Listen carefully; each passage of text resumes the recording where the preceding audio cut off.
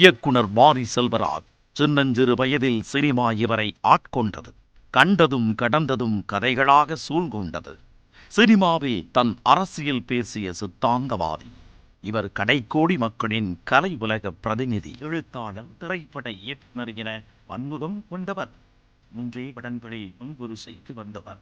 முதல் 2 படங்களில் சாதிய அரசியலை கண்முன் நிறுத்தியவர்.